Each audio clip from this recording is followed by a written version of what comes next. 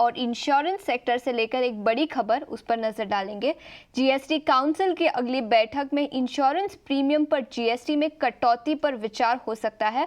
खबर पर और जानकारी लेते हैं। मेरे सहयोगी अनुराग शाह अब हमारे साथ जुड़ चुके हैं। अनुराग, बताएं क्या डिटेल्स है आपके पास?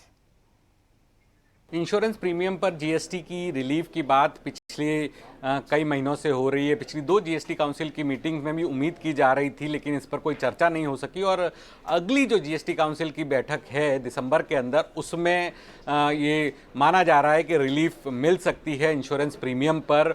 और इसका एक जो कनेक्शन है, लिंक है, वो इंश्योरेंस एक्ट अमेंडमेंट से भी जुड़ा हुआ है, क्योंकि हमारे सूत्रों के मुताबिक सरकार चाहती है कि एक बार पहले जीएसटी प्रीमियम इंश्योरेंस प्रीमियम में जीएसटी रिलीफ दिया जाए और उसके बाद है जो इंश्योरेंस एक्ट अमेंडमेंट का जो बिल है वो पार्लियामेंट में पेश किया जाए, क्योंकि ये काफ़ी बड़ा रिफॉर्म है। और इंश्योरेंस प्रीमियम पर जीएसटी कटौती करने की बात है वो सरकार के मंत्री से लेके विपक्षी पार्टियां भी कर रही है। और 18% जो जीएसटी है वो इंश्योरेंस के पेनिट्रेशन में भी एक बाधा के तौर पे देखा जा रहा है। जिस तरह से सरकार का और रेगुलेटर का लक्ष्य है इंश्योरेंस फॉर ऑल का, और भारत के अंदर जो इंश्योरेंस पेनिट्रेशन है नॉन लाइफ के अंदर वो ग्लोबल एवरेज से काफ़ी कम है। तो इंश्योरेंस की पहुंच बढ़ाने के लिए भी जीएसटी की दरों में कटौती करना जरूरी है। और अब जिस तरह से जीओएम के द्वारा सुझाव दिया गया है, टर्म इंश्योरेंस पर रिकमेंडेशन दी गई है कि जीरो जीएसटी करने का, और इसके अलावा सीनियर सिटीजन के लिए हेल्थ इंश्योरेंस प्रीमियम और 5 लाख रुपए तक के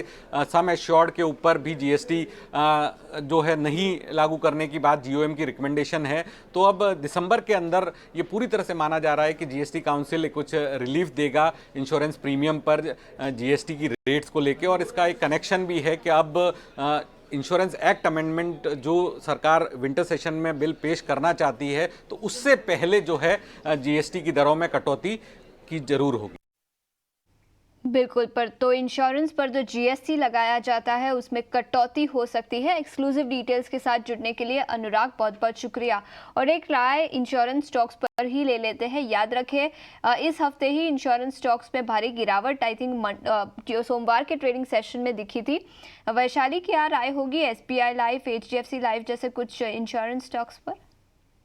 तो लग ही रहा है जैसे कि एसबीआई लाइफ ने तो 200 डे मूविंग एवरेज भी तोड़ा है, और एचडीएफसी लाइफ भी हम देख रहे हैं 2-3 दिन से एक सेलिंग प्रेशर दिख रहा है।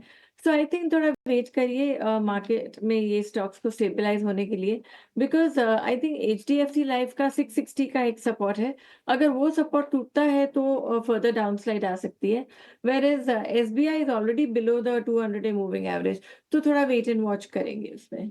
वेट एंड वॉच की सलाह एसबीआई लाइफ पर। और याद रखें, पिछले कुछ दिनों से इन लाइफ इंश्योरेंस स्टॉक्स पर वैसे भी गिरावट दिखी है, और ये अब खबर आती हुई जो एक पॉजिटिव खबर है इंश्योरेंस सेक्टर के लिए। इसके अलावा मिड कैप के कुछ गेनर्स की बात करें तो एनएलसी इंडिया, ये एक स्टॉक है। बाजार में गिरावट के बावजूद 4% की तेजी के साथ यहाँ पर कारोबार दिखा है। वैशाली, क्या राय होगी इस स्टॉक पर? तो एनएलसी टेक्निकली हम देखें तो एक ट्रेंड, लॉन्ग टर्म का ट्रेंड तो इंटैक्ट है। फिलहाल करेक्शन भी हम देखें तो 227 का एक सपोर्ट बन रहा है, और फिलहाल ये स्टॉक बाउंस देने की ट्राई कर रहा है।